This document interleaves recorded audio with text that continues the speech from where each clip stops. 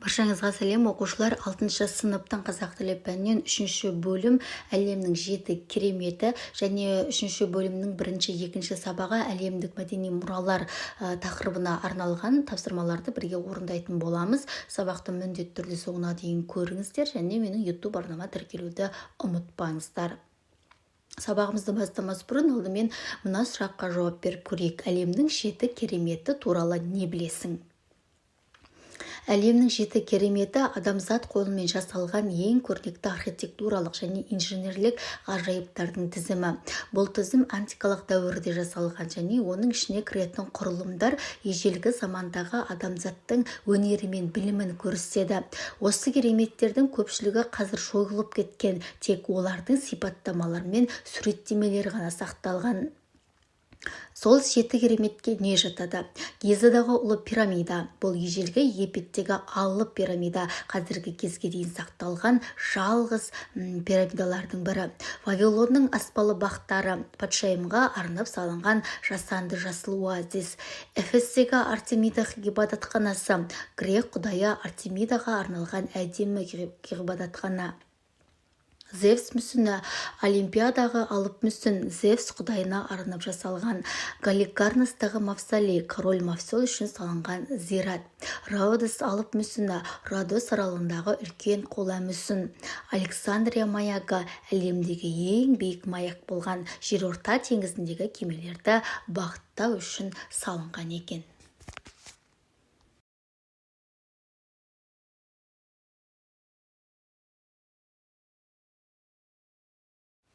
Екінші тапсырма. Тыңдалым мәтіндегі 7 санына байланысты қосымша мәлімет жинап, өз бетіңше болжам жаса. 7 саны көп халықтардың мәдениетінде, наным-сенімдерінде ерекше мәнге ие. Бұл сан ежелгі уақыттан бері қасиетті және мағыналы болып саналған. Міне 7 санына байланысты мәліметтер мен болжамдар. Діни мағынасына қарай. Исламда 7 қат көк, 7 қат жер туралы айтылады. Ал христиан дінінде 7 күн ішінде жаратылыс баяндалған. Ал буддизмде де 7 санның маңызы зор. Әсіресе өмір кезеңдермен рухани жетілуге қатысты. 7 санның табиғатпен байланысы. Апта 7 күннен тұрады. Кемпір-қосақ 7 түстен тұрады. Адамның бетінде 7 сезім мүшесі бар екен. Мәдениет пен тарихтағы 7 қандай? Қазақ халқында 7 ата ұғымы бар. Бұл рудың және отбасының қан тазалығын сақтау үшін өте маңызды. 7 қазына қазақтар үшін маңызды, 7 байлықты сипаттайды. Ежелгі замандардан бері 7 керемет пен 7 ғаламдық құбылыстар әрқашан назарда болған. Енді 7 санына байланысты өз болжамымызды жасасақ.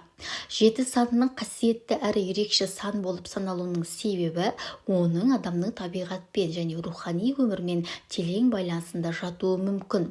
Бұл санның көптеген мәдениетте, дінде, тіпті ғылымда маңызды рөл атқаруы оның әмбебап және уақыттан тыс құндылығын көрсетеді.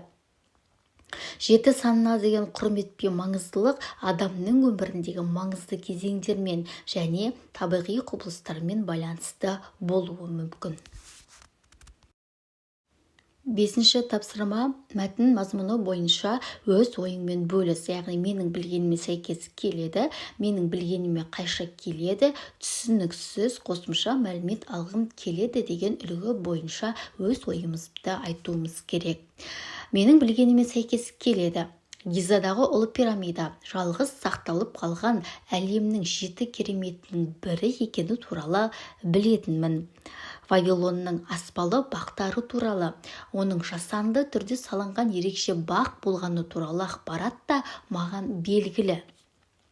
Зевс мүсіні мен Родос алып мүсіні ежелгі грек мәдениетінің ерекше ғажайыптары екендігімен де таныс болатынмын десек болады. Ал менің білгеніме қайшы келеді?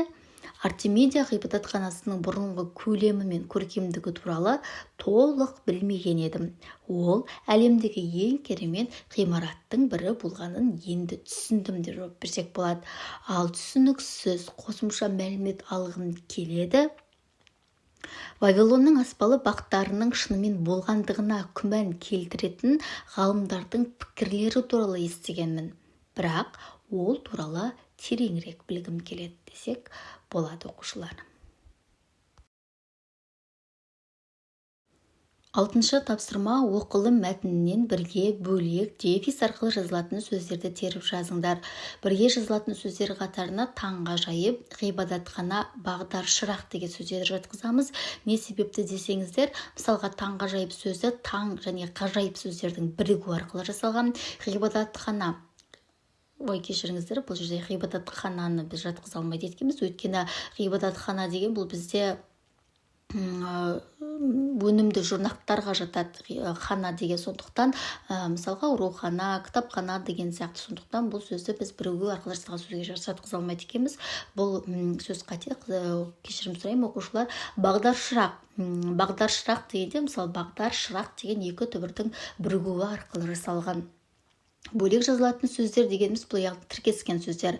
Сәулет және мүсін өнері, асыл мұралар, әлем кереметтері, Вавилонның көшелері, патша сарайы, әлемдегі 7 керемет, Мысыр пирамидалары, Хеопс пирамидасы, грек мүсіншісі, Зев мүсіні, піл сүйегін, алтын тақта, Артемида ғибадатханасы, ежелгі Грекия, Александрия маягі, тұтас, мәрмәр деген осы біздің бір бөлек жазылатын сөздерге жатса, дефис арқылы жазылатын сөздер 40-45 метрлік және талай-талай деген сөздерді жатқызатын боламыз.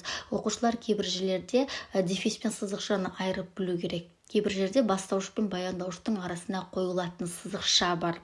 Бұл сызықшаны дефиспен шатастырмаймыз. Екеуі екі бөлек нәрсе. Ал дефис арқылы жазылатын сөздерге осы 40-45 метрлік және талай-талай деген қос сөздерді жатқызамыз. 7-ші тапсырма сөздерді мәтін бойынша сәйкестендір. Бірінші Галикарнас деген бұл кесене, Зевс деген мүсін, күн құдайы Гелиос, ал Хеопс бізде Мысыр деген нұсқаны таңдайтын боламыз.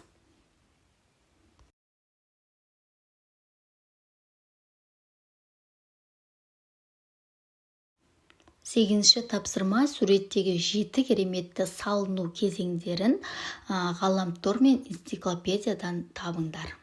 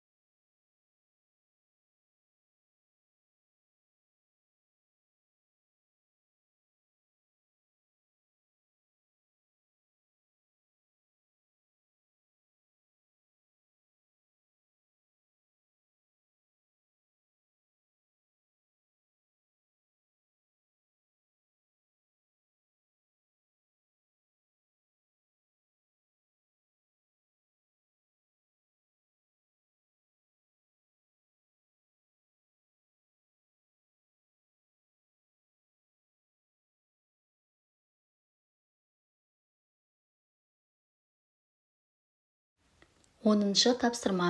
Әлемнің 7 кереметінің үлгісін жасасаң, сен оны еліміздің қай мекеніне орналастырар едің?